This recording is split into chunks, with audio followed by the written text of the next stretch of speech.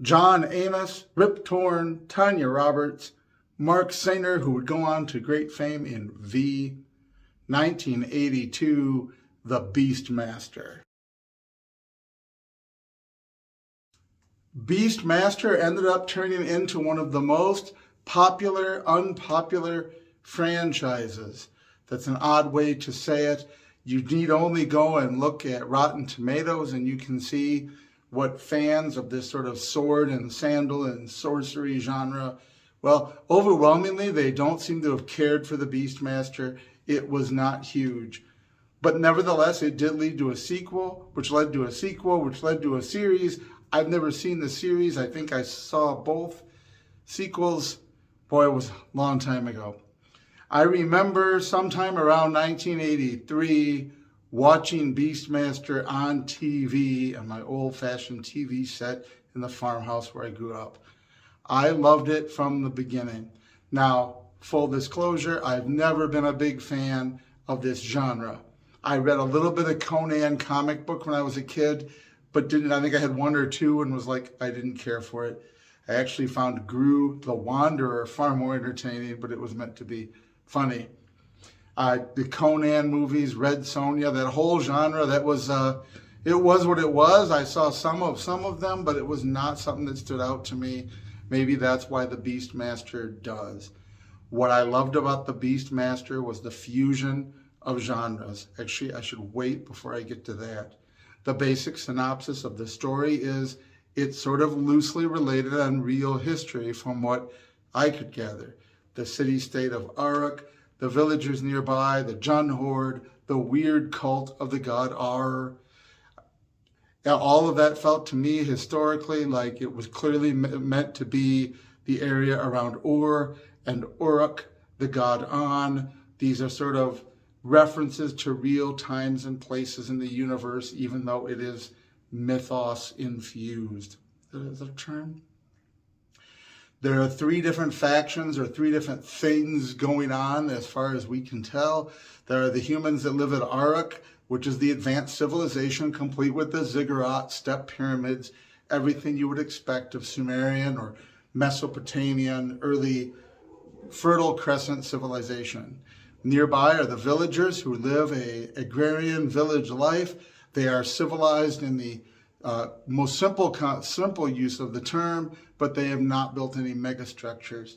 Behind this, you have the barbarians, or like the Jun Horde, who appear to be violent, aggressive, and brutal, but are also somewhat manageable as they are in league with the priests of Ar and the evil, weird, fanatical religion. And so they become the military wing, going out, destroying the villages, rounding up people.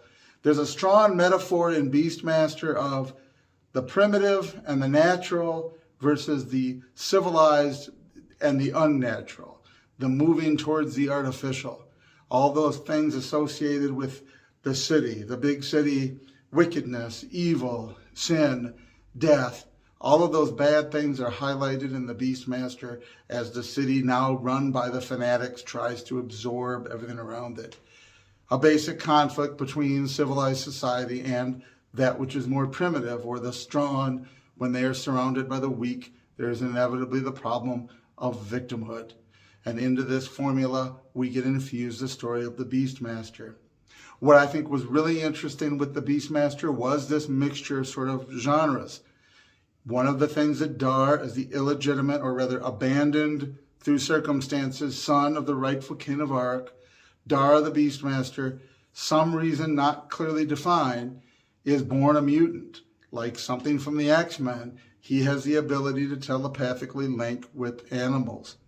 Whether that is part of the prophecy of the demon god Ar and why the priests wanted to sacrifice the baby to stop him from growing up, that's all possible. It's not entirely made clear, but the prophecy given to the high priest through Ar, through the three witch women, is that this son will grow up to destroy the priest of Ar and the cult, which of course he does, as even the three witch women admit, you can't change what has already happened. You can't change destiny, which again is a motif in the story.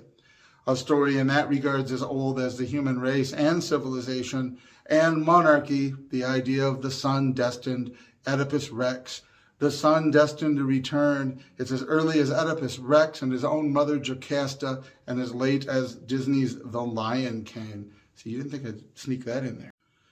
But perhaps the reason I felt so connected to the Beastmaster as a kid at that age, devouring comic books, this was right after I had discovered them, and I was devouring comic books. Started with Star Trek, but quickly went into superheroes, Marvel superheroes, superhero genre, the X-Men, the Avengers in particular, the Fantastic Four in particular, the West Coast Avengers, which would be a little bit after this, and I would devour that. Squadron Supreme. Dar the Beastmaster is a superhero.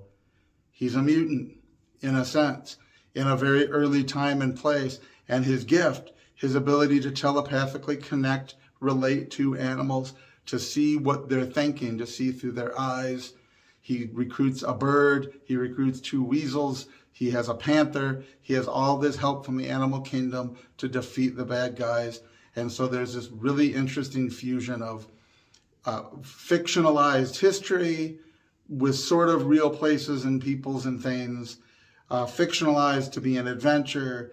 The whole idea, the old parable of the prodigal son, the long lost son, the rightful heir, the rightful ruler, the king returns, the sword and the stone, this motif that's been with the human race from the beginning. Tie that in with the superhero abilities of Dar the Beastmaster. You've got a great story.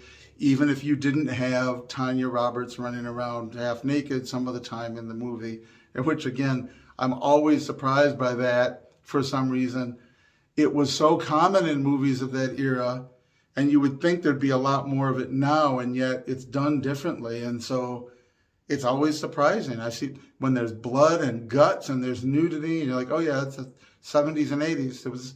There was a lot of that, and it's weird that it would be surprising, but most of the films now, unless you're watching something specifically adult horror adult, that's not in a lot. It's just not something you ordinarily see anymore.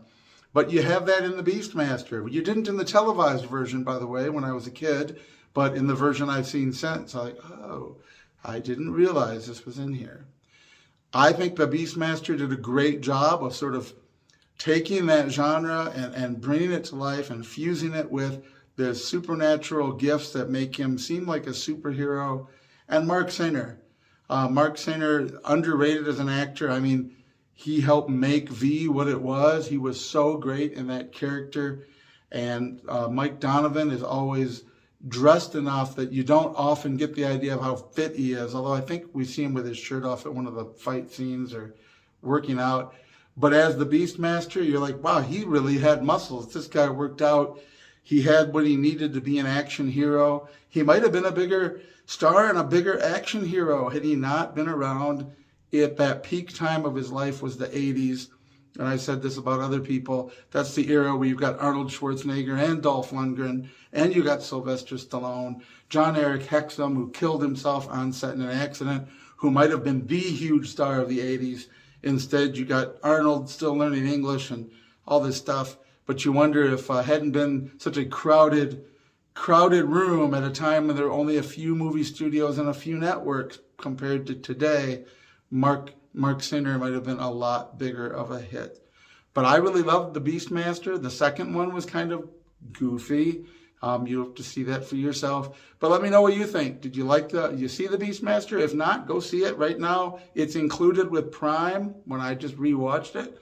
If you have, or after you see it, let me know what you think below. I think it's a good movie. It's one of those that I'll watch again and again, but the sequels? No, probably not.